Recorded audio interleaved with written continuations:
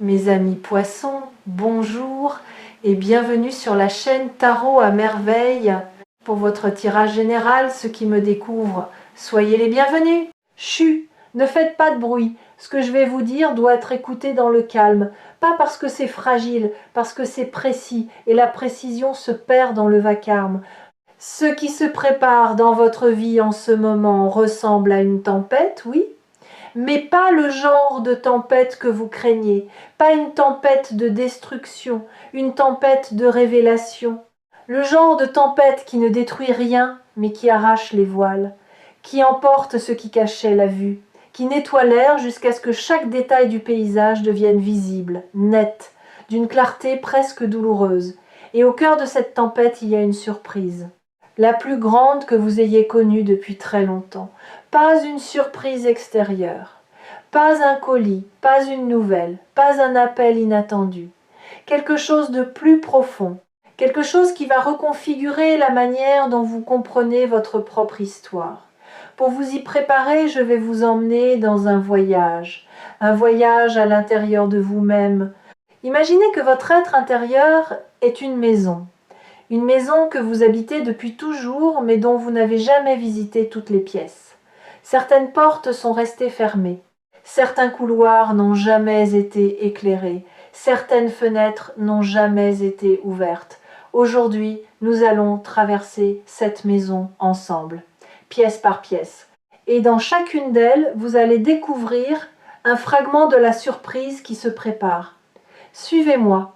La première pièce est celle que vous connaissez le mieux. C'est la pièce de la surface. Celle où vous vivez au quotidien, celle que vous montrez aux autres. Elle est aménagée avec soin, tout est à sa place. Les meubles sont choisis pour projeter une certaine image. La lumière est dosée pour masquer les imperfections. Vous avez passé des années à décorer cette pièce, à la rendre présentable, à vous assurer que quiconque y entre voit exactement ce que vous voulez qu'il voie. Mais regardez de plus près, regardez les murs. Derrière le papier peint soigneusement posé, il y a des fissures. Pas des fissures dangereuses, des fissures de croissance, comme celles qui apparaissent dans la coquille d'un œuf quand le poussin est prêt à sortir. Ces fissures, vous les avez senties depuis quelque temps. Des moments où le masque glisse, des instants où la vérité que vous contenez perce à travers la surface que vous maintenez, un mot plus honnête que prévu qui sort de votre bouche, une larme qui monte au mauvais moment, un éclat de rire trop authentique, dans un contexte trop formel. Ces fissures ne sont pas des défaillances, elles sont les premiers signes de la tempête, les premiers souffles du vent qui va transformer cette pièce en quelque chose de beaucoup plus vaste. La surprise qui se prépare commence ici, dans cette pièce familière. Elle commence par la fin de la performance. Vous êtes en train de perdre la capacité de faire semblant, et cette perte, qui ressemble à une faiblesse, est en réalité le premier cadeau de la tempête. Parce que tout ce que vous construirez après la chute du masque sera réel, solide, indestructible. Non pas parce que ce sera parfait, mais parce que ce sera vrai. Avançons. La deuxième pièce, celle-ci est plus sombre. C'est la pièce des souvenirs que vous avez rangés hors de vue, pas effacés, rangés, comme on pousse des cartons dans un placard en se disant qu'on les triera plus tard, sauf que plus tard n'arrive jamais. Dans ces cartons, il y a des moments de votre vie que vous avez choisi de ne plus regarder, des moments de honte, peut-être, des moments de vulnérabilité extrême où vous vous êtes senti exposé, nu, sans défense, des moments où quelqu'un a vu en vous quelque chose que vous n'étiez pas prête à assumer, des moments aussi de joie tellement intense qu'elle vous a effrayé, parce que la joie pure porte en elle la terreur de sa perte. La tempête qui arrive va ouvrir ses cartons, pas brutalement, avec la délicatesse d'un archéologue qui sait que ce qu'il déterre est précieux et fragile. Et ce que vous allez découvrir en revisitant ces souvenirs, c'est qu'ils ne contiennent pas ce que vous croyez. La honte que vous aviez rangée là n'est plus de la honte quand vous la regardez avec les yeux d'aujourd'hui. Elle est devenue de la compassion pour la personne que vous étiez à ce moment-là. La vulnérabilité n'est plus une faiblesse. Elle est devenue la preuve que vous étiez vivant, pleinement vivant, dans un monde qui récompense l'engourdissement. Et la joie terrifiante n'est plus terrifiante. Elle est devenue une promesse. La promesse que vous êtes capable de ressentir à ce niveau d'intensité. Que cette capacité n'a pas disparu. Qu'elle attend simplement la permission de se manifester à nouveau. La surprise se précise. La voici, un peu plus claire. Ce qui arrive va réveiller en vous une capacité émotionnelle que vous aviez mise en veille. Pas seulement la capacité de ressentir, la capacité de ressentir sans peur, de vivre les émotions, toutes les émotions, sans le réflexe de fuite qui vous a protégé pendant si longtemps, mais qui vous a aussi privé de la pleine expérience de votre propre vie. Savez-vous ce qui se passe quand on cesse d'avoir peur de ses propres émotions? Tout change. La manière dont vous mangez change, parce que vous n'avez plus besoin de la nourriture comme amortisseur émotionnel. La manière dont vous dormez change, parce que les émotions refoulées cessent de frapper à la porte de vos rêves. La manière dont vous écoutez les autres change, parce que vous n'avez plus peur de raisonner avec leur douleur, et surtout la manière dont vous vous aimez change. Parce que vous ne rejetez plus les parties de vous qui ressentent trop, qui pleurent trop facilement, qui s'attachent trop vite. Vous les accueillez, vous les reconnaissez comme vos messagères les plus fidèles. Celles qui vous disent ce que votre mental refuse d'entendre. Celles qui savent, avant toute analyse, si quelque chose est juste ou non, si quelqu'un est sincère ou non, si un chemin mène vers la lumière ou vers l'impasse. Cette réconciliation avec vos émotions est l'un des cadeaux les plus puissants de la tempête qui se prépare, et elle commence maintenant. Dans la manière dont vous écoutez ces mots, dans les réactions que votre corps produit en ce moment même, un frisson, une chaleur, une boule dans la gorge, un sourire involontaire. Tout cela est votre être émotionnel qui se réveille et qui dit « Enfin, enfin quelqu'un parle de moi sans essayer de me faire taire. » Troisième pièce. Celle-ci vous surprendra peu. Être. C'est une pièce lumineuse, presque éblouissante. Vous n'y êtes jamais entré parce que la lumière qui en filtre sous la porte vous a toujours intimidé. Vous pensiez qu'elle appartenait à quelqu'un d'autre, qu'une pièce aussi lumineuse ne pouvait pas faire partie de votre maison intérieure, que c'était une erreur d'architecture, un vestige d'un plan qui ne vous concernait pas. Mais cette pièce est la vôtre, elle l'a toujours été, et ce qu'elle contient est votre potentiel non vécu, pas vos rêves avortés. Votre potentiel, la différence est cruciale. Un rêve avorté est quelque chose qui a existé puis qui est mort. Le potentiel non vécu est quelque chose qui n'a jamais eu l'occasion de naître. Il est intact, immaculé, aussi frais que le jour où il a été déposé en vous, et il attend, avec une patience que seules les choses éternelles possèdent. Dans cette pièce, il y a la version de vous qui n'a pas peur de sa propre grandeur, la version qui parle sans s'excuser, qui crée sans se censurer, qui aime sans calculer le risque, qui avance sans demander la permission à ses propres doutes. Cette version n'est pas un fantasme. Elle est aussi réelle que celle que vous voyez dans le miroir chaque matin. Simplement, elle habite une pièce où vous n'avez jamais mis les pieds. La tempête va ouvrir la porte de cette pièce. Et quand vous y entrerez, vous comprendrez que la surprise n'est pas quelque chose qui vous arrive de l'extérieur. La surprise, c'est vous. La version de vous que vous n'avez jamais osé rencontrer. La version qui n'a pas besoin de validation pour se sentir réelle. Qui ne cherche pas l'approbation pour oser exister. Qui ne mendie pas l'amour mais qui l'incarne si pleinement qu'elle l'attire naturellement, sans effort, sans stratégie, par le simple fait d'être ce qu'elle est. Cette version de vous a attendu patiemment derrière la porte de cette pièce lumineuse. Elle n'a jamais frappé, elle n'a jamais crié. Elle a simplement laissé sa lumière filtrer sous la porte, sachant qu'un jour vous seriez assez curieux, assez courageux, assez fatigué de l'ombre, pour tourner la poignée. Si vous êtes ici sur Tarot à merveille en ce moment, c'est que la clé de cette porte est déjà dans votre main. vous la tenez peu, être sans le savoir.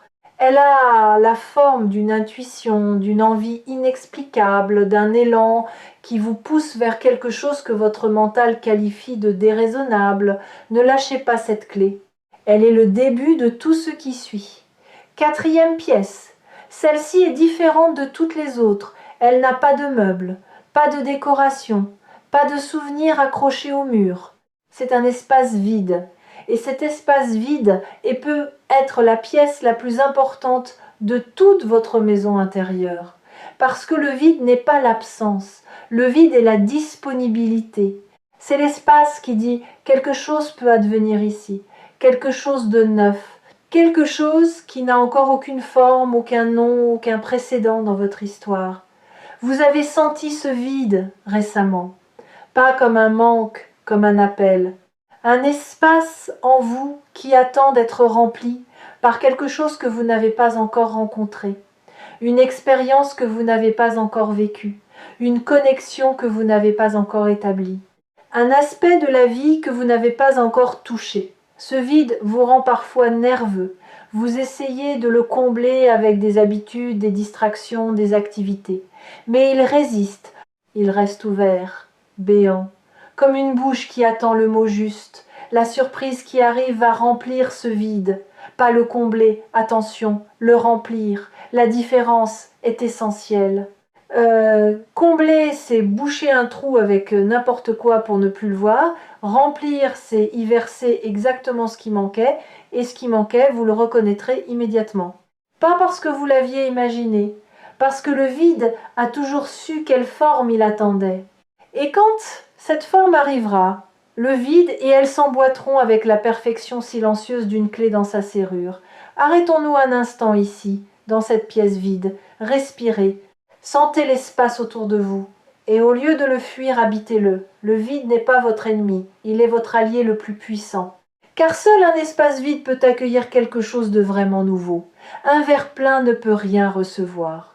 Un agenda saturé ne laisse aucune place à l'imprévu. Une vie entièrement remplie par le connu est une vie fermée au miracle. Et le miracle, c'est ce qui vient quand on accepte de ne pas tout contrôler.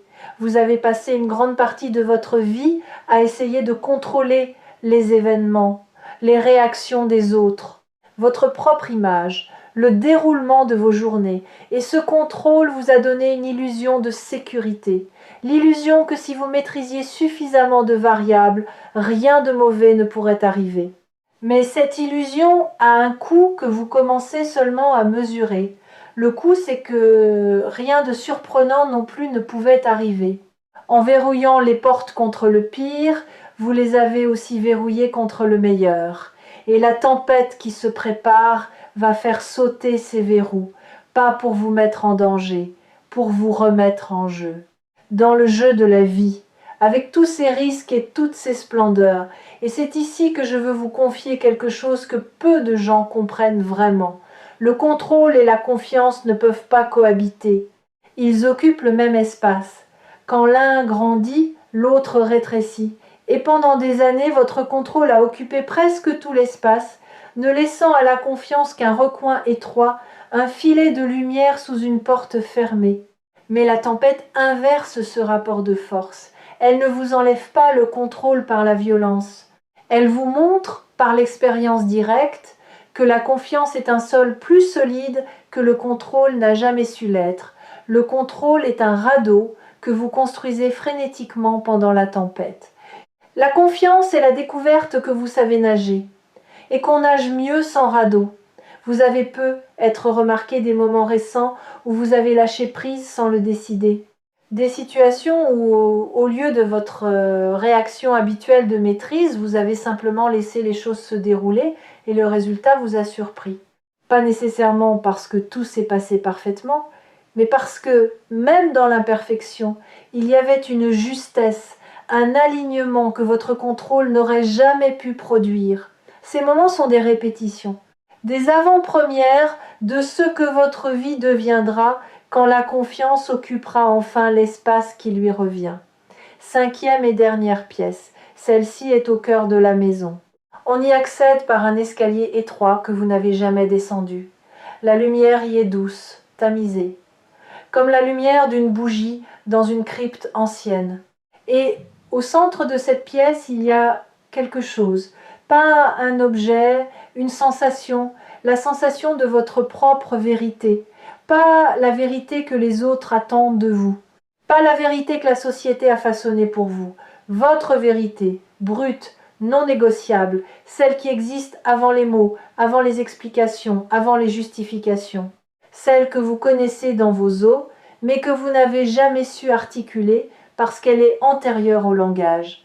Avez-vous déjà eu cette expérience étrange de savoir quelque chose avec une certitude absolue, sans pouvoir expliquer comment vous le savez? Cette connaissance qui ne vient ni des livres, ni de l'expérience, ni du raisonnement, mais d'un endroit plus ancien que tout cela. C'est cette connaissance-là qui habite cette pièce. Elle est le fondement de tout ce que vous êtes, le socle sur lequel repose l'intégralité de votre être, même quand votre mental s'agite en surface, même quand vos émotions font des vagues, même quand votre vie extérieure semble chaotique. Ce socle ne bouge jamais, il est immobile, inébranlable, et c'est vers lui que la tempête vous ramène. Vous avez construit tellement de couches au-dessus de ce socle que vous avez oublié qu'il existait, des couches d'adaptation, des couches de protection, des couches de rôles sociaux empilés les uns sur les autres comme des vêtements d'hiver en plein été, et vous étouffiez, pas physiquement, existentiellement. Vous étouffiez sous le poids de tout ce que vous portiez et qui ne vous appartenait pas.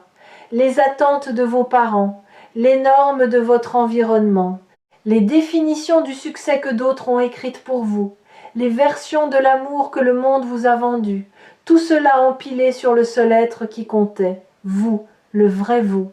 Celui qui vit dans cette 5e pièce et qui n'a besoin d'aucune de ces couches pour exister. La tempête va alléger votre charge couche par couche, pas en vous dépouillant, en vous libérant.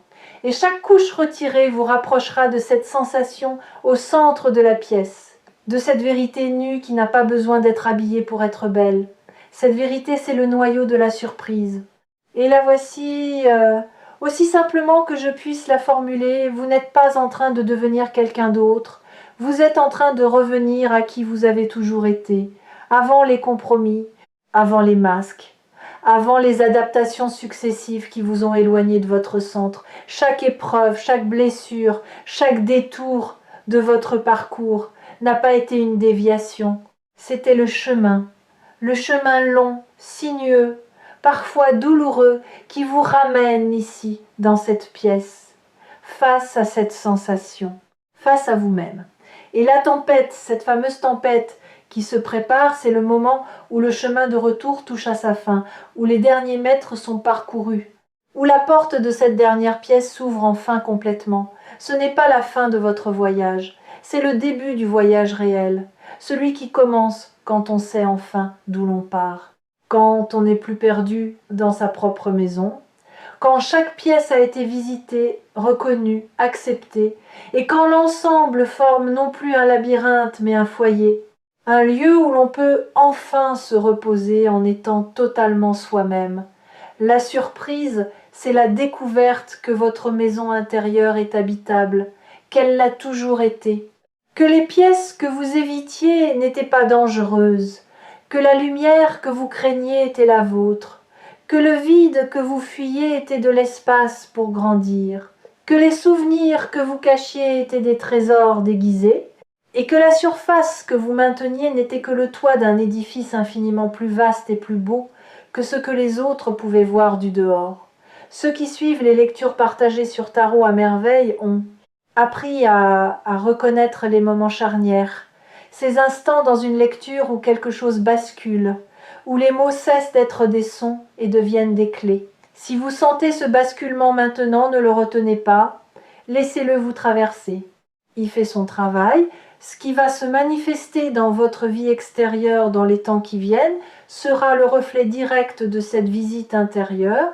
La tempête ne détruit pas, elle révèle.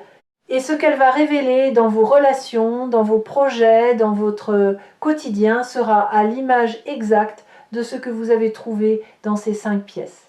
De l'authenticité là où il y avait de la performance, de la compassion là où il y avait de la honte, du potentiel là où il y avait de la peur, de l'espace là où il y avait du contrôle, et de la vérité là où il y avait du doute. Des gens vont vous regarder différemment, non pas parce qu'ils ont changé, parce que ce que vous dégagez a changé. L'énergie d'une personne qui habite pleinement sa propre maison intérieure est radicalement différente de celle d'une personne qui vit dans le couloir en évitant les pièces fermées. Et les autres le sentent. Ils ne savent pas le nommer, mais ils le sentent. Ils vous trouveront plus présent, plus ancré, plus magnétique. Non pas parce que vous aurez acquis quelque chose de nouveau, parce que vous aurez cessé de cacher ce qui était là depuis le début. Certaines personnes vont s'approcher de vous pour la première fois. Des personnes qui vous croisaient depuis longtemps sans jamais franchir la distance. Et d'autres, celles qui n'aimaient de vous que la version contrôlée, polie, réduite, vont peu être prendre du recul. Ne les retenez pas. Une maison ouverte attire ceux qui aiment la lumière. Ceux qui préfèrent l'ombre chercheront d'autres abris, et c'est bien ainsi. Vous n'êtes pas responsable du confort de ceux qui ne supportent pas votre authenticité. Vous êtes responsable de vivre cette authenticité, avec tout le courage qu'elle demande. Des opportunités vont apparaître que vous n'auriez pas vues avec vos anciens yeux, parce que vos anciens yeux cherchaient ce qui correspondait à l'ancien vous. Et l'ancien vous vivait dans une seule pièce de sa maison, avec les volets fermés, convaincu que la lumière dehors était trop forte pour lui. Les yeux qui s'ouvrent après la tempête ne cherchent plus. Ils reçoivent, ils accueillent, ils reconnaissent ce qui vibre à la même fréquence que la maison entière, pas seulement le vestibule. Et il y a quelque chose que votre nouvelle clarté va vous permettre de faire pour la première fois. Dire non sans culpabilité et oui sans calcul. Jusqu'à présent, vos noms étaient chargés de justifications, d'excuses, de ce besoin de prouver que votre refus était légitime. Et vos oui étaient pesés, mesurés, passés au crible de 10 scénarios catastrophes avant d'être prononcés. Après la tempête, vos noms seront des phrases complètes. Ils n'auront besoin d'aucune explication.